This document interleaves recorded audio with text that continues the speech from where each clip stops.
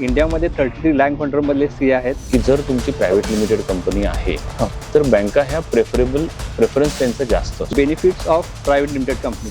म्हणजे मी trading activity काहीतरी करतोय आणि त्याला मी नवीन काहीतरी प्रोडक्ट आणले म्हणून मी स्टार्टअप आहे असं म्हणून चालत नाही.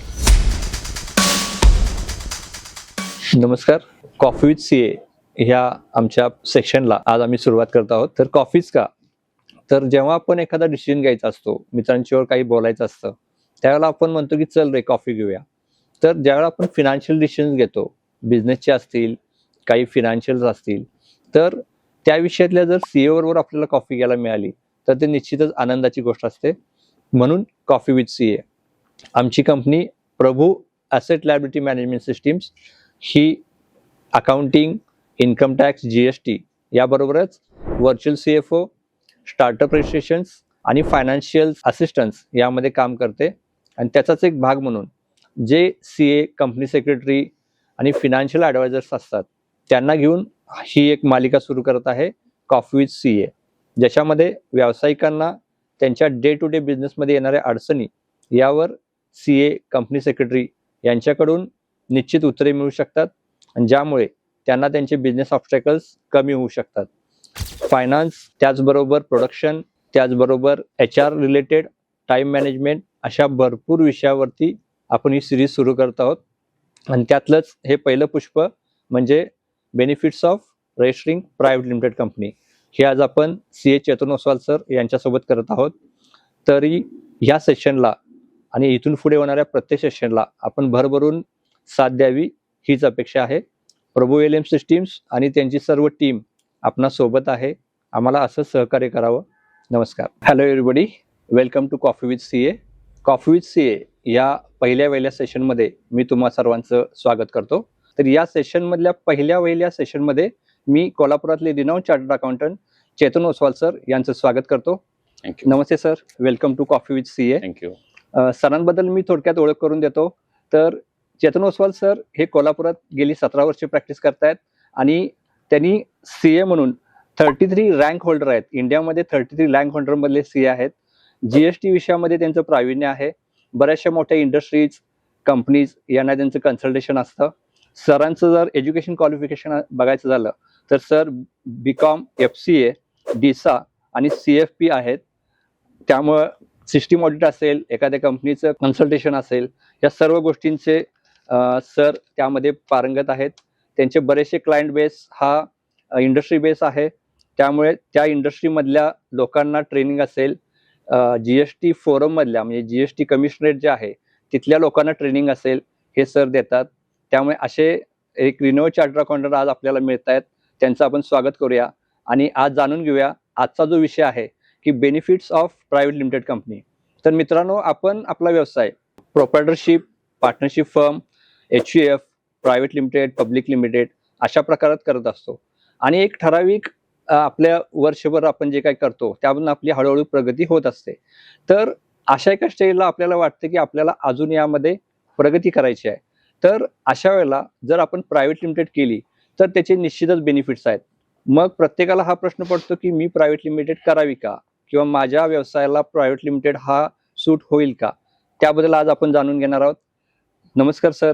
नमस्कार. तर ह्या विषयाला धरून मी असं विचारू शकतो की बऱ्याच लोकांच्या मनात प्रश्न असतो. आता ह्या वर्षीचा तर असं आहे की 12 लाखापर्यंत प्रत्येकाला इन्कम टॅक्स नाही असं प्रत्येक जण म्हणतो. मग अशा वेळेला माझं एखादा प्रोप्रायटरशिप बिझनेस असेल तर तो मी प्रायव्हेट लिमिटेड करावा का, किंवा त्याचे जे काही फायदे तोटे आहेत ते जरा सविस्तरपणे आपण सांगावेत. प्रायव्हेट लिमिटेड कंपनी हे फॉर्म करण्यासाठीचं बेसिक इंटेन्शन हे टॅक्स सेव्हिंग असं इंटेन्शन धरून आपण कुठली डिसिजन घेऊ नये. ओके. कुठल्या फॉर्मॅटमध्ये बिझनेस करावा हे डिसिजन्स बऱ्याच पॅरामीटर्सवर डिसाईड केले जातात. त्याच्यातला एक पॅरामीटर हा टॅक्स सेव्हिंग. ह्या पद्धतीने आपण विचार करायला पाहिजे. बरोबर. म्हणजे कुठल्याही व्यक्तीला समजा आज बिझनेस करायचा आहे आणि तो बिझनेस आपण कुठल्या इंडस्ट्रीमध्ये करतोय, कुठल्या कॅटेगरीमध्ये करतोय, त्याचं आपलं विजन आपण काय सेट केलंय, आपलं पर्पज काय आहे, अशा बऱ्याच गोष्टी आहेत. ह्या डिसाईड करतात की आपण प्रोप्रायटरशिप मध्ये बिझनेस करावा का प्रायव्हेट लिमिटेड मध्ये करावा. ओके. त्याच्यातला एक पॅरामीटर हा टॅक्स सेव्हिंग असू शकतो. बरोबर. फक्त टॅक्स सेव्हिंग करिताच आपण प्रायव्हेट लिमिटेड करावी असं आपण जी थॉट प्रोसेस दिली तर ती थोडीशी चुकीची ठरू शकेल. बरोबर. सो जेव्हा आपण काही कुठला डिसिजन घेतो की मी आता नवीन बिझनेस सुरू करतोय किंवा माझा काही जुना बिझनेस आहे आणि आता मला ह्याचा constitution, what is the best suitable constitution for my business, म्हणजे ती प्रोप्रायटरशिप आहे, ती LLP आहे, ती पार्टनरशिप फर्म आहे रेग्युलर, ती प्रायव्हेट लिमिटेड आहे, ती OPC आहे, कुठलं लिगल कॉन्स्टिट्यूशन माझ्या बिझनेसला सगळ्यात बेस्ट सुटेबल आहे, ह्याच्यासाठी बरेच पॅरामीटर. ओके. सो वेगवेगळे पॅरामीटर्स डिसाईड करतात की आपण कुठल्या फॉर्मॅटमध्ये जावं. ओके.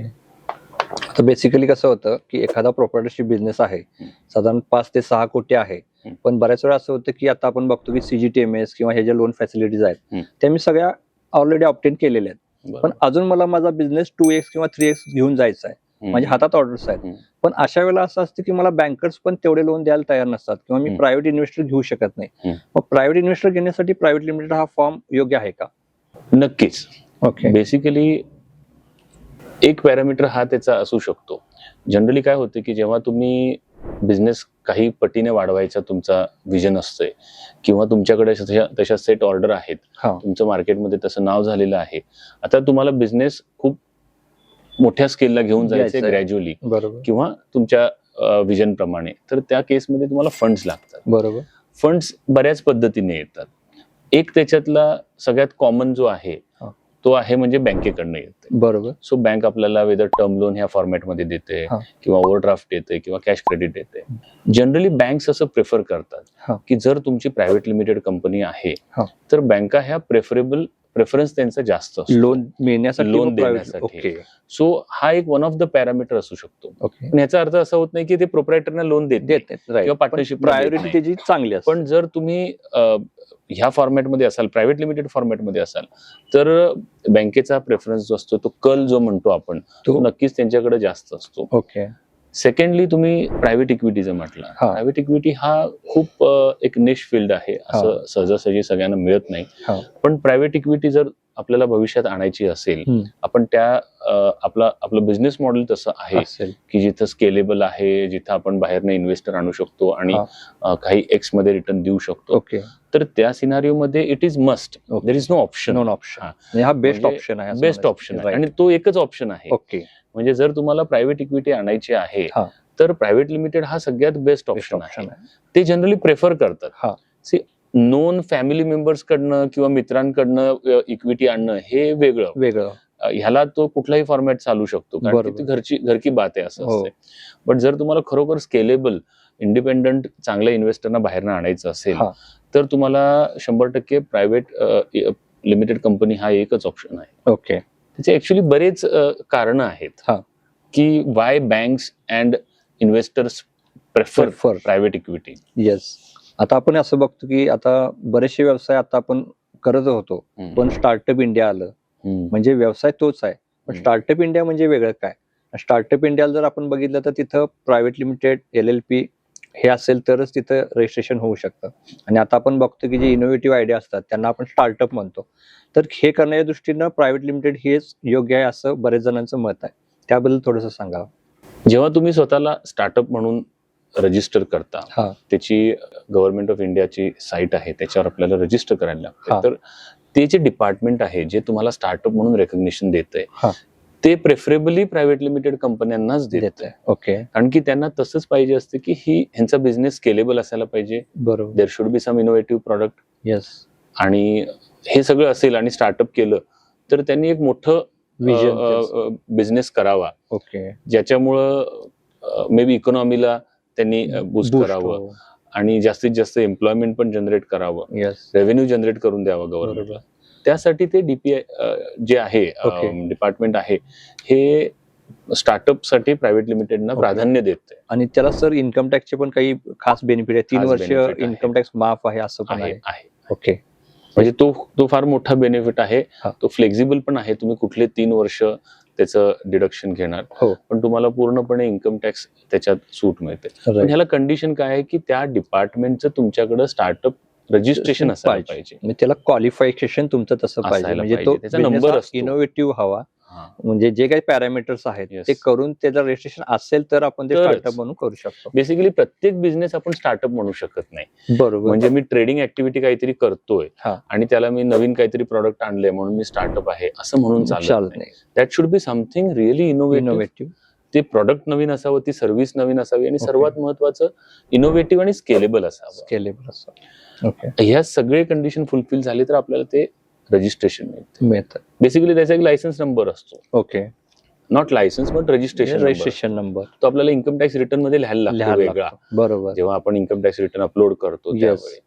सो ते असेल तरच आपल्याला इन्कम टॅक्स मध्ये सूट मिळेल. हा, म्हणजे असं काहीतरी म्हणजे आहे की पूर्ण स्टार्टअप रजिस्ट्रेशन केल्यानंतरच्या 10 वर्षापैकी 3 वर्ष काहीतरी आपल्याला 100%. ओके. म्हणजे हे चांगल्या पद्धतीने, म्हणजे एखादा जर खरोखर इनोव्हेटिव्ह आयडिया असेल आणि त्यानं जर का ते स्टार्टअप रजिस्ट्रेशन केलं तर त्याला निश्चितच त्या पद्धतीचे फायदे हे मिळू शकतात. खूप चांगला बेनिफिट मिळू शकतो. ओके. आणि आजकाल सर आपण बघतोय की बरेचसे आपण शार्क टँक इंडिया किंवा हे जे असतात की जिथं इन्व्हेस्टर अवेलेबल आहेत. म्हणजे आता आपण बऱ्याच ठिकाणी बघतो की बँकर्स लोन देताना खूप आपल्याला म्हणजे मिळत नाही लवकर आणि एकीकडे इन्व्हेस्टराइज करून त्यांच्याकडे चांगला जात नाहीये. मग अशा वेळेला जो जेन्युइन पर्सन आहे त्याने जर प्रायव्हेट लिमिटेड फॉर्म केली आणि त्याला एक चांगला तुमच्यासारख्या लोकांचा गायडन्स मिळाला तर नक्कीच त्याला पुढे प्रगती करता येईल. याबद्दल थोडंसं म्हणजे हे कसं टॅकल करायचं? मी बऱ्याचदा काय बघितलंय की स्टार्टअप जनरली जेव्हा कोण घेऊन येतंय, आमच्याकडे बरेच स्टार्टअपचे लोक अप्रोच होतात.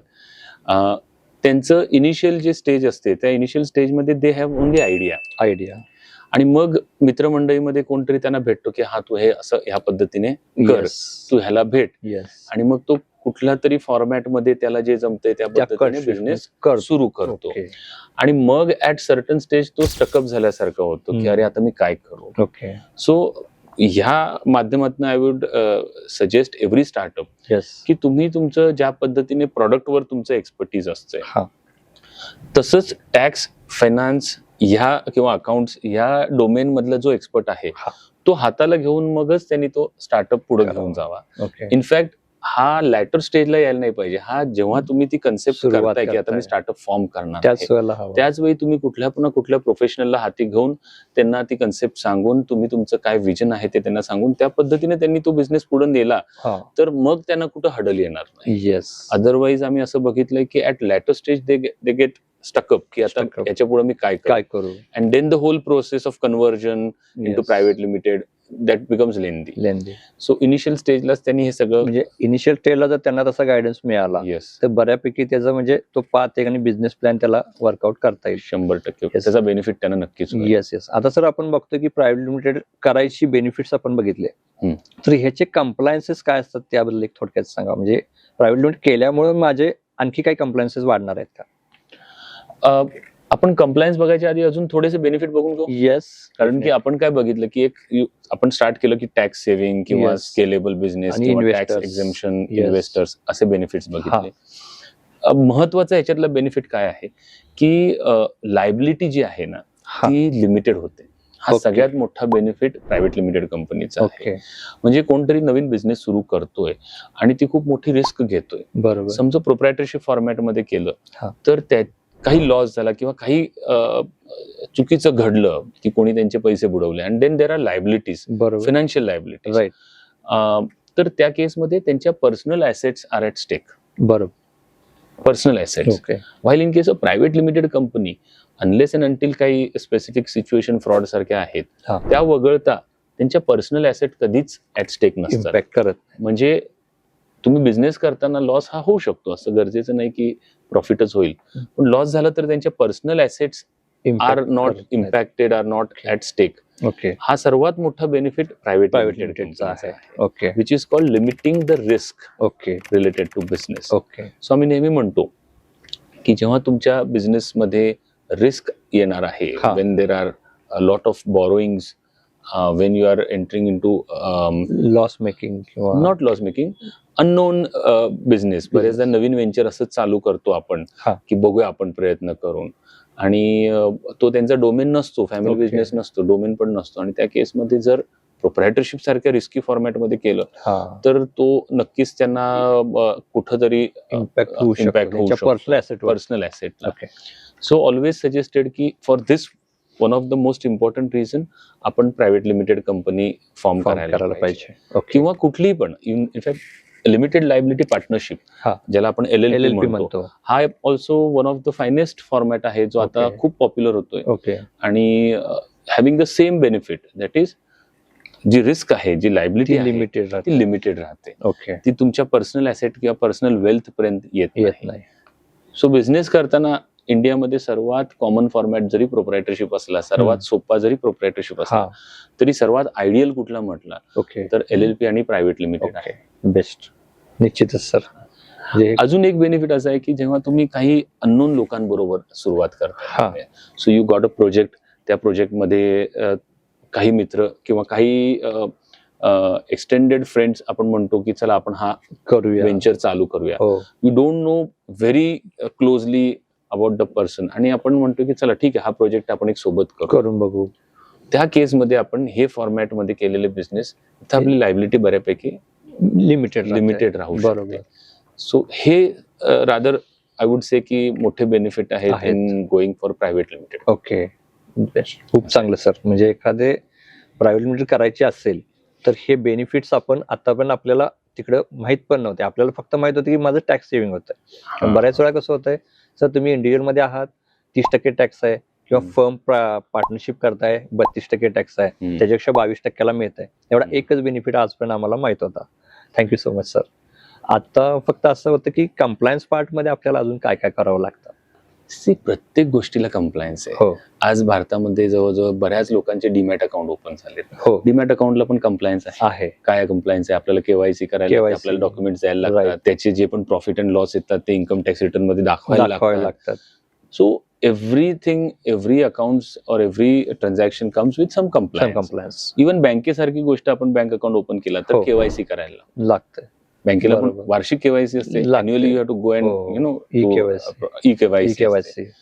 सो ह्यासारखंच कंपनीज मध्ये पण काही ऍडिशनल कंप्लायन्सेस आहेत. तुम्ही कम्पेअर केलं, आपण कंपॅरिझन करून ते समजायचं, प्रोप्रायटरशिप आहे किंवा पार्टनरशिप आहे, यांच्या केसमध्ये जर टॅक्सेबल इन्कम आहे तर ITR भरतो. बरोबर. पार्टनरशिप फर्म मध्ये आपण मॅन्डेटरी ITR भरतो. बरोबर.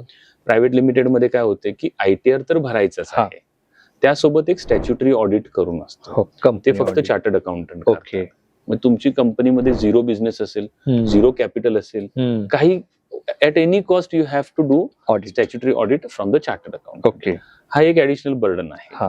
त्यानंतर कंपनीज ऍक्ट खाली काही रिटर्न्स अपलोड करायला लागतात. Okay. That is taken care by your CA और CS. Company secretary generally take care of all the compliances. बरोबर. सो ते जे अॅन्युअल कंप्लायन्सेस आहेत ते टेक केअर ऑफ इट.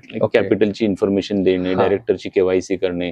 बरोबर. त्यानंतर तुमचे अॅन्युअल फायलिंग असते, जे आपण फायनान्शियल रिटर्न इन्कम टॅक्सला सबमिट करतो, त्याची माहिती आपण ROC ला देतो. Okay. So that is all. But हे महत्वाचं आहे की जर मी माझ्या प्रोप्रायटरशिपचा ITR नाही भरलं तर काय होतंय की ठीक आहे, काय आलं, कुठं आपण मोठ्या ट्रान्झॅक्शन केल्या असतील तर आपल्याला नोटीस येऊ शकते. बरोबर. बट ROC मध्ये जरी तुमच्या झिरो ट्रान्झॅक्शन आहेत आणि तुम्ही ROC चे रिटर्न्स फाईल नाही केले तर त्याचे मात्र इम्प्लिकेशन फार सिरियस आहे. ओके.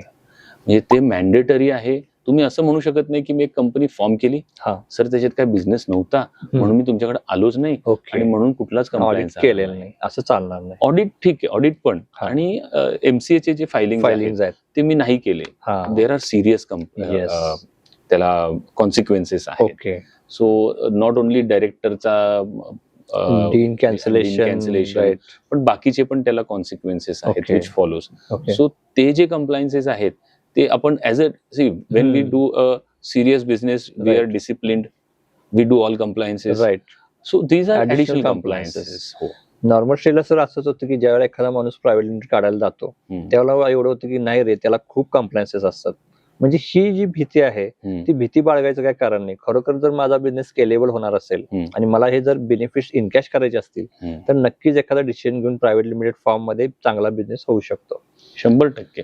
एक अजून याच्यात काय आहे की काही 2 वर्षापासून अजून एक ऍडिशनल त्याला कंप्लायन्स असा आहे की तुम्ही कुठल्याही एंट्रीज अकाउंटिंगच्या ज्या करताय त्याला एडिट लॉग करून सिस्टम आहे. म्हणजे त्या एंट्रीज ट्रॅक होतात, तुम्ही त्याला एडिट केलं, डिलीट केलं, कुठल्या तारखेला एंट्री पास केली. एडिट लॉग हे मॅन्डेटरी आहे as far as companies are companies. But still Softwares are providing- yes, म्हणजे yes, ह्या yes. गोष्टी अशा आहेत की आपण असं पण आपल्या नॉर्मल बिझनेसमध्ये काही नॉर्मल ह्याच्यात आपण काही ऍडजस्टमेंट करत नसतो. नाही. सो ज्यांना चांगला व्यवस्थित बिझनेस करायचा आहे त्यांनी बेझिझक आपण प्रायव्हेट लिमिटेड Okay. कंपनीमध्ये करायला पाहिजे. आणि मला वाटतं बऱ्याचशा आता जे सॉफ्टवेअर प्रोव्हाइड असतात अकाउंटिंगसाठी ते एडिट लॉक एनेबल्डच आहेत. आता आपण टॅली प्राईम असेल, जो असेल, मिराकल, ते म्हणजे असं काही नाही की त्यासाठी मला काही वेगळं करायचं आहे. All are available. नाही, दोन्ही आहेत. हा. टॅलीमध्ये नॉर्मल सॉफ्टवेअर पण असतं, एडिट लॉक पण असतं. इनफॅक्ट जीएसटी ऍक्ट मध्ये असं लिहिलेलं आहे की तुम्हाला त्या डेटा तुमच्या सॉफ्टवेअरचा हा. तो एडिट लॉक टाईप तुमचे त्याच्यात फीचर असलं पाहिजे असं जीएसटी ऍक्ट म्हणतो. But no one follows it. Okay. पण कंपनीज ऍक्ट मध्ये काय होतं की स्टॅच्युटरी ऑडिट रिपोर्टच्या आत ते मेन्शन करायला लागतं.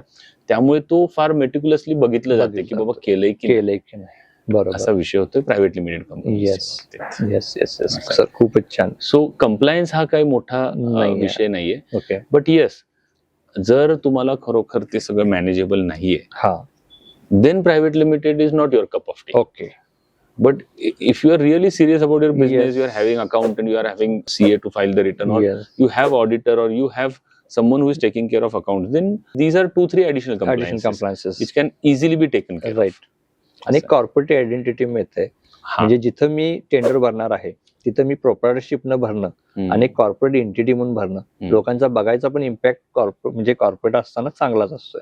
नक्कीच. म्हणजे तुम्ही फार चांगला त्याच्यात मुद्दा इश्यू रेज केला की नुसतं टेंडर मध्ये नाही, जेव्हा हे काही कोटेशन्स रेज करत असतात, so when they have to send quotations आणि तिथं काही ऑर्डर्स कोटेशन कम्पेअर केले जातात, त्यावेळी ते बघतात की प्रायव्हेट लिमिटेड आहे, प्रोप्रायटरशिप आहे, काय फॉर्मॅट आहे. बरोबर.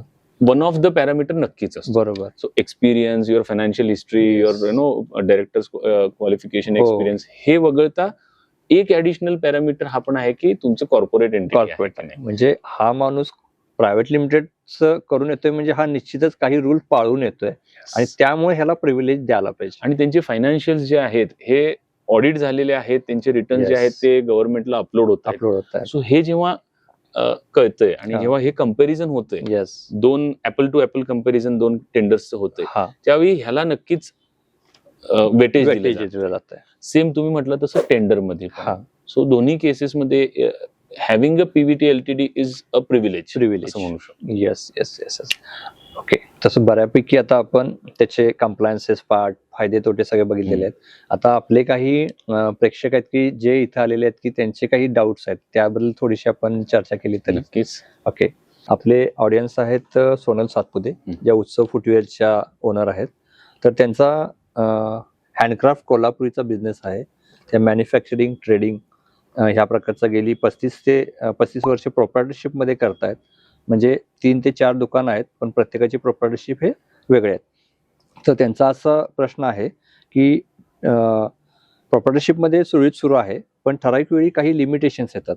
तर मला प्रायव्हेट लिमिटेड करणं योग्य होईल का? त्याचा विशेष फायदा मला काय होईल? आता ह्या प्रश्नाची उत्तर बऱ्याच गोष्टींवर डिपेंडंट असतात. प्रोप्रायटरशिप मध्ये आता ते जे 4 लोकेशनला बिझनेस करतायत, मग ह्या सगळ्यांचा कलेक्टिव्ह टर्नओव्हर काय आहे, ओके, त्याच्यावर ते आता काय टॅक्स भरतात, त्या फॅमिली मेंबर किती जण आहेत, सगळे वेगवेगळे प्रोप्रायटरशिप्स आहेत, ते सगळं प्रोप्रायटरशिप जे आहेत त्यांचं कंप्लायन्सेस बरोबर होत आहेत का. बऱ्याचदा असं होतं की आपण 3-4 लोकेशनला करतो आणि आपल्या फॅमिली मेंबर मध्ये आपण आधी मे बी एक मेल मेंबरच्या नावाने करतो, मग एक लेडीजच्या नावाने करतो, मग मुलगा मोठा झाला की मुलाच्या नावाने करतो, बरोबर, आणि मग समहाऊ ते सगळ्या फर्म्स आपल्याला मॅनेज करायला अवघड जातात. राईट. सो त्या केसमध्ये even LLP could be a good format. No need to go for directly private limited. Okay. So depends upon lot of things. But ह्या केसमध्ये अज्युमिंग आपण सर्व एक फॅमिली मेंबर्स आहे, एक nuclear family, husband wife and son और may be daughter, त्या केसमध्ये even LLP could be a good format. No need to go for private limited. Okay. Yes, but private limited मध्ये जर यांनी काही असे इनोव्हेटिव्ह गोष्टी घेऊन आल्या की ज्याच्यात त्यांना गव्हर्नमेंटचे स्टार्टअप इंडियाचे बेनिफिट्स काय मिळणार असतील, फंडिंग असो किंवा त्यांचं ते रेकग्निशनमुळे टॅक्स सेव्हिंग असो. त्यांचं हँडक्राफ्टेड कोल्हापुरी चप्पलच त्या बनवत आहेत, त्यामुळे त्याला एक प्रिव्हिलेज. आता जिओ टॅगिंग जो विषय आहे, येस, पण त्याचा इनोव्हेशन किंवा स्केलेबिलिटीशी लिंक नसल्यामुळे त्याचं स्टार्टअपचं रिकग्निशन मिळून टॅक्स बेनिफिट मिळणं थोडंसं अवघड आहे. बट आय वुड से की it is better to review the existing IT returns. Yes, कारण की ह्या केसमध्ये प्रायमरी ऑब्जेक्टिव्ह आपल्याला असं दिसते की टॅक्स सेव्हिंग हाच असू असू शकतो. शकतो. बाकी फंडिंग लागणार असेल हा, तर नक्कीच त्यांनी LLP किंवा प्रायव्हेट लिमिटेड केलं तर त्यांना फंडिंग मिळू शकतं. त्यांना जर बिझनेस खूप मोठा स्केलअप करायचा आहे, मॅन्युफॅक्चरिंग मोठ्या स्केलला ऑटोमेशन करून घेऊन जायचं आहे ओके आणि त्यासाठी त्यांना बाहेरून इन्व्हेस्टर्स आणायचे. ओके, तर नुकतंच प्राडा येऊन गेलं. राईट. प्राडाने म्हणजे अशा काही इंटरनॅशनल ब्रँड्स बरोबर आहे. त्यांना टायअप Tie-up करायचं की करायचं. माझ्याकडे मॅन्युफॅक्चरिंग फॅसिलिटीज आहेत आहे. आणि मी हे ऑटोमोड वर घेऊन जातो किंवा हा, हे जरी हँडीक्राफ्ट आहे बरोबर. बट तरी ह्या टाईप मी काही Scalable करू शकतो. ऑटोमेशन Automation करणार करू आहे शकतो. हा. किंवा मी असं काही मार्केट प्लेस करणार आहे Yes. जिथं माझ्या चपला विकल्या जाणार आहेत किंवा मी ह्या सगळ्यांचं कन्सॉलिडेशन करणार आहे तिथले जे पण हँडीक्राफ्ट त्याचं. आहेत. असं काही इनोव्हेटिव्ह होऊन गेले तर त्या केसमध्ये त्यांना स्टार्टअप करून रिकग्निशन मिळू शकतं. येस, त्या केसमध्ये they must go for private limited, must see that how they can get the fund. Right. अशा पद्धतीने ते 1-to-1 करून करून आताचे आहेत ते त्यांचं फॉर्म अनालाइज करायला लागेल. येस नॉट ओनली की टॅक्स सेव्हिंग साठी, हा पण ह्या स्केलेबल साठी जर का त्यांचा बिझनेस प्लॅन असेल तर ते निश्चितच त्यांना फायद्याचं होईल. म्हणजे थोडक्यात आपण समप असं केलं हा. की आपल्या बिझनेस ओनरचं किंवा त्याचा जो मालक आहे त्याचं विजन काय आहे, त्याला काय कुठं घेऊन जायचं हा बिझनेस आणि या सर्वांच्या मागचं ह्यांचं एक्झिस्टिंग फॉर्म काय आहे हे सगळं इन्फॉर्मेशन प्रॉपर घेतल्यावर आपण त्याला अजून कस्टमाइज प्रॉपर करू शकतो, सोल्युशन देऊ शकतो किंवा आन्सर देऊ शकतो. Okay, yes, okay. दुसरा प्रश्न आहे, आपले प्रेक्षक आहेत अमरनाथ कुलकर्णी सर. तर प्रायव्हेट लिमिटेड साठी टर्नओव्हर किती असल्यास ती कंपनी टेक्निकली फिजिबल असेल? फॅब्रिकेशन समजा एखादं युनिट असेल तर त्याचा टर्नओव्हर किती असल्यास ते टेक्निकली फिजिबल होईल, असं त्यांचा प्रश्न आहे. टेक्निकल फिजिबल हे me from cost perspective assume करतो. कारण की बऱ्याचदा काय होतं की एक प्रोप्रायटरशिप आहे, एक अंदाजे एक 20-25 लाख त्यांचं टर्नओव्हर आहे, मे बी 10-12 लाख रुपये उत्पन्न आहे. अशा सिनारिओ मध्ये एक proprietorship can help them save 100% tax. Okay, बरोबर आहे, बरोबर. With minimal compliances because there is no need of statutory audit. Yes, there is no need to file MCA related forms. बरोबर. Then it is not at all suggested to go for private limited. Okay. हा, कारण की ह्या scenario मध्ये तुम्हाला normal केस पण bank तुम्हाला funding देऊ शकते depending upon your turnover. Okay, so there is no substantial benefit by going into private limited. Okay, त्यामुळे टर्नओव्हर बेस असा काही त्याचा फिक्स नाहीये, फिक्स हे नाहीये. But if your turnover is really good, नाही ठीकठाक टर्नओव्हर आहे आणि तो फार मल्टिपल मध्ये वाढणार नाहीये, ओके, तर त्या नॉर्मल केसमध्ये तुम्ही प्रोप्रायटरशिप किंवा 2 व्यक्ती सोबत असतील तर even partnership can be a good format. Okay. दुसरा एक प्रश्न आहे, आपले प्रेक्षक आहेत देवेंद्र खोत सर. तर त्यांची फर्म आता रिटेल ट्रेडिंग मध्ये आहे आणि त्यांना फ्रँचायझी मॉडेल मध्ये जायचं आहे. म्हणजे weather he should continue with the proprietor or go for the private limited. म्हणजे त्यांना आता जो बिझनेस आहे तो मधुमित्र म्हणून आहे, त्यांचा आता सांगली आणि कोल्हापूरमध्ये आहे, तर त्यांना आता फ्रँचायझी मॉडेलला उतरायचं आहे. मग अशा फ्रँचायझी मॉडेलला प्रायव्हेट लिमिटेड योग्य आहे का? परफेक्ट आहे. In fact they must go for private limited. 2-3 reason आपण ह्याला बघू शकतो. Now here turnover, tax benefit हे काय बघायचं नाही, बरोबर आहे. ओके, इथं काय होते की फ्रँचायझी मॉडेलमध्ये you enter into contract with lot of people. बरोबर. तिथं काही रिस्क आपण कॅरी करत असतो, तिथं आपल्याला स्केलअप करायचं आहे, आपल्याला रेग्युलर फंड्स लागणार आहे. बरोबर. मे बी आपण चांगलं त्यांना काही विजन दाखवलं तर आपण इन्व्हेस्टरना पण आणू शकतो. कारण की बऱ्याचदा अशा सिनारिओ मध्ये फ्रँचायझी मॉडेलमध्ये आपण असं अनुभव घेतलाय की at certain point of time we get stuck up. Okay, only for funds. Okay, आता या सिनारिओ मध्ये बँक पण आपल्याला देऊ शकत नाही. राईट. आपल्याला समोर दिसतोय की माझ्याकडे एवढ्या ऑपॉर्च्युनिटीज आहेत. Right. So in that scenario जर प्रायव्हेट लिमिटेड फॉर्मॅट आहे, तुम्ही तुमच्या जे शेअर्स आहेत ते मार्केटमध्ये तुम्ही थोडेफार हे करून तुम्ही फंड्स रेज करू शकता. तुम्हाला कुठले डेट ऑब्लिगेशन राहणार नाही. सो ह्या सिनारिओ मध्ये they must go for private limited. Even LLP म्हणणार नाही मी, because they have some vision set की माझ्या एवढ्या फ्रँचायझीज मला एवढ्या वर्षात करायच्या, एवढ्या महिन्यात करायच्या. So that scenario they must go for earlier the better, they must go for the private limited company. Okay. आपले आणखी एक हे आहेत Vishal Demapure sir. How much beneficial for food manufacturing unit that is for the export oriented company, म्हणजे त्यांना food manufacturing company आहे की जी export oriented आहे. अशाला प्रायव्हेट लिमिटेड फॉर्म कसा सुटेबल राहील? सुटेबल. हा. अगेन इथं बरेच बाकीचे पण पॅरामीटर्स असणार आहेत, हा. बट स्टील जेव्हा ते म्हणतायत की मी मॅन्युफॅक्चरिंग Yes. करणार आहे, पर्टिक्युलरली फूड फूड मॅन्युफॅक्चरिंग मध्ये पण बरेच प्रकार येतात. हा. एक असते मोठं युनिट सेटअप करणं, बरोबर आहे, जिथं सबस्टॅन्शियल इन्व्हेस्टमेंट्स असते, कॅपिटल एक्सपेंडिचर असतो, हा. आणि बरेच लोक त्याच्यात एज अ एम्प्लॉई काम करतात. हा. बिना बँकेच्या फंड ते कामच होऊ शकत नाही. तर आपल्याला मार्जिन मनी आणायला लागतं. हा. त्या सिनारिओमध्ये आपण त्याला large scale business large scale. आणि रिसेंटली एक नवीन कन्सेप्ट आले which is called micro food. म्हणजे आपण घरी एक छोटं मशीन बसवायचं आणि आपण फूड आयटम्स बनवून लोकली आपण विकायचं. बरोबर. सो मी आता एज्युम करतो की हा यांचा लार्ज स्केल बिझनेस करायचा. एक्सपोर्ट ओरिएंटेड आहे म्हणजे त्या स्केल. येस. नाही, एक्सपोर्ट आपण लहान याच्यात पण करू शकतो, बट स्टील आपण असं एज्युम करूया की त्यांना त्या स्केलचं करायचं आहे. तर त्या केसमध्ये त्यांनी they must go for private limited company. जे आपण बेनिफिट डिस्कस केले, ओके, त्याच्यावरनं prima facie they must go for private limited company.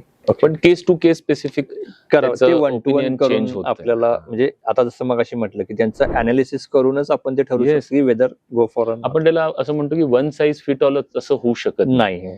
Yes, की हे झालंय म्हणून तुम्ही प्रायव्हेट लिमिटेड, राईट, असं नाही होऊ शकत, ओपिनियन देऊ शकत नाही. बरोबर. आपल्या आणखी एक प्रेक्षक आहेत, Snehal Kalgude madam. When we need funding for newly form private limited, then how to approach bank for loan? What should be minimum और मॅक्झिमम लिमिट टू अप्लाय? त्यांची already private limited company form आहे, पण न्यू आहे. अशा वेळेला त्यांना फंडची गरज आहे. बँकेत जाताना त्यांना मिनिमम किंवा मॅक्झिमम लिमिट काय मिळू शकतं? बेसिक हे सगळं त्यांच्या फंड्स कशासाठी पाहिजेत ह्याच्यावरती सर्व डिपेंडंट आहे. सो आपण कधी पण बँकेला अप्रोच होतोय त्यावेळी आपण असं म्हणू शकत नाही की ठीक आहे मला एक 25 लाख द्या, किंवा मला एक 5 कोटी द्या. Yes. So you have to tell them की वाय यू नीड्स मनी, कशासाठी पाहिजे. ओके. सपोज त्यांचं एक स्टार्टअप असं आहे की जे ॲनिमेशन बनवते, सो त्या कंपनीमध्ये त्यांना फंड्स का लागतात? मे बी एक सेटअप करायचा, एक आपण भाड्याचं प्लेस घेतलं, तिथं मला एक सेटअप करायचा ज्याला मला इंटिरियरला 1-2 लाख खर्च आहे, मे बी फर्निचरला 2 लाख खर्च आहे, मशिनरीज आणि कम्प्युटर अँड लेटेस्ट टेक्नॉलॉजी ह्याच्यासाठी मला एक 4 लाखाचं. So I need 10 lakh rupees for capex, I need 5 lakh rupees for running my show. मला माझे working capital, salaries and all overheads, मला ऍडमिनिस्ट्रेशन खर्च करायचे. I have to somehow find out how much money I need for what. मी randomly असं म्हणू शकत नाही की आम्हाला किती पैसे मिळतील. सो वेन यू से की मला एवढे कॅपेक्स आणि एवढे रेव्हेन्यू साठी पाहिजे, that time you have to prepare a project report. Right. आणि प्रोजेक्ट रिपोर्ट मध्ये आपल्याला दाखवायला लागते की with this money I will be doing this much business, this will be my inflows, आणि I will be repaying the money in the format of repayment and project रिपोर्टच्या माध्यमातून सांगू शकता दिस इज फिजिकल और financially viable और not. Yes.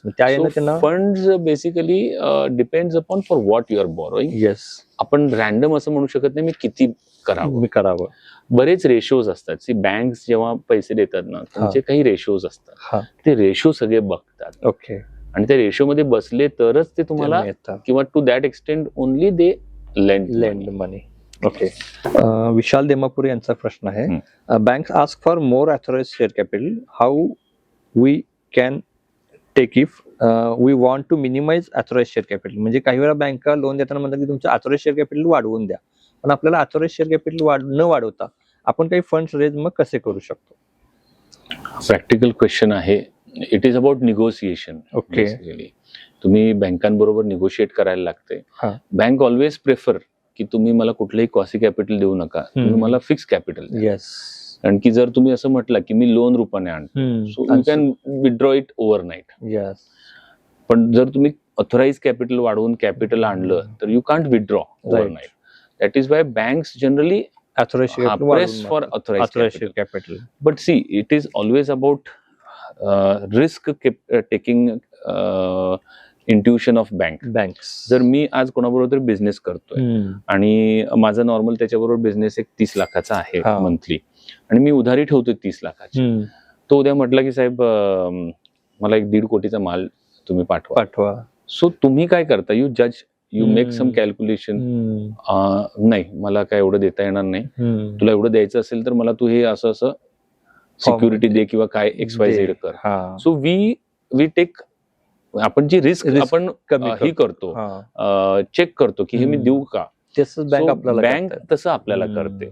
So there is no thumb rule for that. Okay, असं कुठंच thumb rule नाहीये की तुम्ही एवढ्या percentage of your borrowing should come as a आता कॅपिटल. काही बँका मग असं म्हणतात की हे अनसिक्युअर्ड लोन तुम्ही आमचं लोन फेडूपर्यंत तुम्ही हे करू रिपे करू नका, तसं लिहून घेऊन पण बऱ्याच वेळा देतात. म्हणजे तुम्ही प्रॅक्टिकली टॅकल करायला पाहिजे, तुम्हाला ते प्रॅक्टिकली सांगायला पाहिजे. त्यांच्या सँक्शन लेटर मध्ये कंडिशन असते की हे तुम्ही जेवढे पण फॅमिली मेंबर्सचं लोन आहे that you will not withdraw unless and until our debt is paid. Yes, पण हे अगेन पार्ट ऑफ निगोसिएशन आहे. आपण त्यांना सांगायला पाहिजे की बस मी तुम्हाला कॅपिटल करून आणणार नाही, मी तुम्हाला दुसऱ्या कुठल्याही फॉर्मॅटमध्ये आणू शकतो, मी तुम्हाला लेखी लिहून देऊ शकतो. ओके.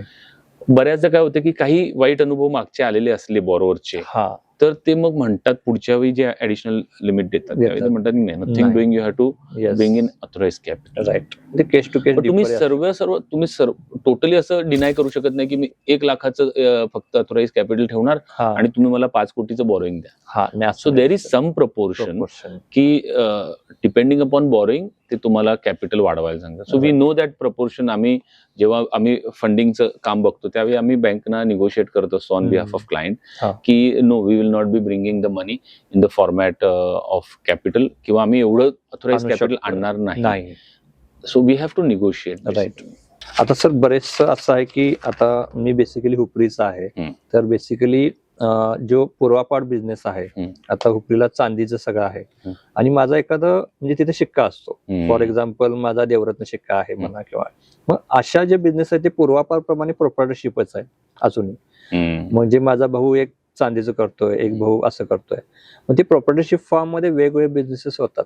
मग अशा ह्याला जर एकत्रित प्रायव्हेट लिमिटेड केली तर ट्रेडमार्किंगच्या दृष्टीने किंवा माझा जो ब्रँड आहे तो लाईव्ह ठेवण्याच्या दृष्टीने काय बेनिफिट्स असू शकतात? अगेन फार चांगला प्रश्न आपण ह्याच्यात रेस केलाय. ट्रेडमार्क आता ही काळाची गरज आहे. आधी काय होतं की ट्रेडमार्क हा असं एक्सक्लुझिव्ह काही काम करतात, अरे हा त्यांचं ट्रेडमार्क आहे. नाव आम्ही असं म्हणतो की तुम्ही तुमचे ज्यांचे कमीत कमी 10-15 वर्ष जुने बिझनेस आहेत त्यांनी आधी आपलं नाव ट्रेडमार्क करून घ्या. ओके.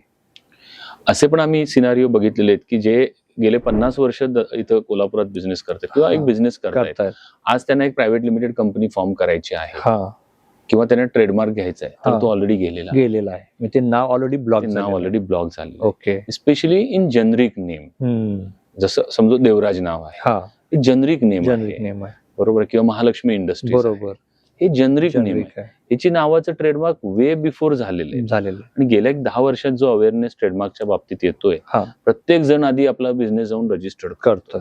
आणि मग जर तुमचा 100 वर्ष जुनी पेढी आहे, 70 वर्ष जुनी पेढी आहे आणि तुम्ही तुमचे नावाचं ट्रेडमार्क नाही घेतलंय, then you could be in a deep trouble. म्हणजे तुम्ही ट्रेडमार्क हा सगळ्यात आधी करायला पाहिजे. त्याची इम्प्लिकेशन हा itself is a new topic of discussion. त्यामुळे ट्रेडमार्क बेसिक तुम्ही करून घेण्यासाठी काळाची ही गरज आहे. पण त्यासाठी प्रायव्हेट लिमिटेड असा हा म्हणजे काही गरजेचं नाहीये. ओके. जर तुमचा पूर्वापार बिझनेस आहे तर तुम्ही कोणाच्या पण एकाच्या नावानं ट्रेडमार्क घेऊ शकता. But one thing is sure की जर कंपनीच्या नावाने घेतला तर त्याला एक परपेच्युअल एक्झिस्टन्स येतो. ओके. तो ट्रेडमार्क त्या माणसाच्या नंतर जात नाही. नाहीतर असं होऊ शकतं की आपण कोणतरी सिनियरच्या नावाने घेतलं आणि त्याचा मृत्यू झाला, इफ इट डाईज देन मग ट्रेडमार्क त्याला म्हणजे ते मग परत त्या प्रोसेस बिकम्स कॉम्प्लिकेटेड किंवा मग पुढे डिस्प्यूट येऊ शकतं. ओके. म्हणून आमच्या काही क्लायंटच्या केसमध्ये आम्ही ती कंपनीच्या नावाने घेतलं. So it gets a perpetual existence. There is no dispute about the brand name. बरोबर. म्हणजे अशा प्रकारचे जे ज्वेलरी बिझनेस आहेत, आपण आता कोल्हापुरात बघितली, हुपरीला बऱ्यापैकी ज्वेलरी बिझनेस आहे, तर त्याच्यानं तो फॉर्म मग बऱ्यापैकी ह्याने जर चेक केलं तर खूप आणि स्केलेबल करायचं असेल, मला बऱ्याचशा बाहेरच्या शहरांमध्ये माझे शोरूम्स वगैरे करायचे असतील तर हा फॉर्म बऱ्यापैकी चालू शकतो. नक्कीच. ओके. आणखी एक सर होतं की आजकाल OPC बनतायत, तर OPC बद्दल सर थोडक्यात सांगा की हे एखादा बिझनेस असा असतो की तो माणूस, ती व्यक्ती ती चालवत असते, मग त्यानं ते OPC करावं. म्हणजे OPC कशासाठी बनतं? तुमची स्वतःची OPC तुम्हीच त्या बाबतीत सांगावा. माझे OPC म्हणजे एखादा बिझनेस असा असतो की तो माणूस म्हणजे त्या बिझनेसचं सर्वस्व असतं आणि त्याला असं वाटतं की माझ्यानंतर म्हणजे भले त्याला डायरेक्टर ऍड करता येतात पण त्याचा शेअर हा मला फक्त मिळावा. म्हणजे हे एकच कारण असू शकते की अजून काही त्यामध्ये असू शकते? हे basic, okay. Although it is not popular in India, Yes. But हे खरोखर एक चांगलं चांगलं आहे. बिझनेस मॉडेल आहे. म्हणजे कॉन्स्टिट्यूशनचं म्हणजे फॉर्म मी व्यक्ती पण आहे पण माझं कॉर्पोरेट आयडेंटिटी पण मी Corporate तयार identity. केलेली आहे. This is the double advantage. Double advantage. आपण एक बोलता बोलता हा जो मुद्दा उचलला, म्हणजे हा. आपण प्रायव्हेट लिमिटेड कंपनीचे काय बेनिफिट्स त्याच्यात आपला अजून एक मोठा बेनिफिट असा आहे की आपण जे बोललो आता, हा. There is a perpetual existence. Yes. म्हणजे व्यक्ती विशेष ते नाहीये. सो पार्टनरशिप मध्ये समजा 2 लोक आहेत, 2 भाऊ आहेत आणि एक भावाचा मृत्यू झाला. सो इन दॅट केस ती partnership firm is auto dissolve. त्याची खूप लिगल इम्प्लिकेशन, कॉम्प्लिकेशन्स असतात. सो किंवा प्रोप्रायटर आहे, आपण आजही बघतो की मोठमोठ्या कंपन्या अजूनही प्रोप्रायटरशिप फॉर्मॅट मध्ये चालतात, जिथं त्यांनी लोन्स घेऊन ठेवलेले आहेत, जिथं त्यांच्या कस्टमर्सचे रिसिवेबल बाकी आहे. Now just imagine company having decent turnover of 20 crores, receivable of 5 crores, maybe, or 2 crores, let's say 1 month. So 2 crores receivable आहेत, देणी बाकी आहेत, बँकेचं कर्ज आहे आणि त्याच्या प्रोप्रायटरची डेथ झाली. तुम्ही व्हिज्युअलाइज करा की what will happen of their legal heirs. त्यांनी हे सगळं कसं निस्तारायचं? Then they will have to find a legal heir. Right. Wife असेल तर वाईफ, मुलगा असेल मुलगा, मायनर असेल तर काय, समजो ते कोणच नसतील आणि फक्त आई आहेत तर काय. So imagine a complication that will come if a proprietor dies. Now imagine it is a private limited company. Nothing will happen. त्यांचे शेअर्स जे आहेत ते त्यांच्या लिगल हेअर्सला किंवा जे नॉमिनी असतील किंवा विल ज्यांच्या नावाने केलेले त्यांच्या नावाने ट्रान्सफर होतील, but company will continue. So जर मोठा बिझनेस आहे किंवा 2च पार्टनर्स आहेत तर ह्या सिनारिओ मध्ये it is very risky. Is no perpetual existence. त्या सिनारिओ मध्ये private limited always have a upper hand. Right. नक्कीच सर, नक्कीच. हा अगेन खूप मोठा बेनिफिट आहे. राईट. म्हणजे आपण असं म्हणू की माझा बिझनेस मी स्केलेबल केला, ज्यावेळेला मला वाटतं की मला भविष्यात ह्याच्यासाठी खूप चांगला स्कोप आहे, त्यासाठी आपण प्रायव्हेट लिमिटेड करूच, पण माझ्या पाठीमागे माझ्या कुटुंबाचं काय, ह्याला जो प्रश्न आहे त्यासाठी हा एक चांगला ऑप्शन होऊ शकतो. Yes. Thank you so much sir. सरांनी खूपच प्रत्येकाची चांगली माहिती दिलेली आहे. मला वाटतं प्रत्येकाचं त्यांच्या प्रश्नाचं समाधान झालं असेल, पण तरी देखील ह्या 1 तासामध्ये आपण हे सगळं कव्हर करू शकत नाही. आपण सरांना प्रत्यक्ष भेटून यानंतरची जी काही केस टू केस माहिती असेल ती निश्चितच सरांशी भेटून आपण कंप्लीट करूया. तसे काय असतील सरांचा नंबर आम्ही नंतर शेअर करतोय. प्रत्येकानं सरांना कॉन्टॅक्ट करून त्यांचे जे काही प्रश्न असतील सरांची अपॉइंटमेंट घेऊन निश्चितच त्यांची प्रायव्हेट लिमिटेड फॉर्म करू शकताय. Thank you so much sir. Coffee with सीएच्या या पहिल्या वेळेला सेशनला येऊन इन्साइटफुल आम्हाला माहिती दिल्याबद्दल. यापुढे तुमचे असंच सहकार्य लाभेल याची मी अपेक्षा करतो. Thank you so much sir. Yes.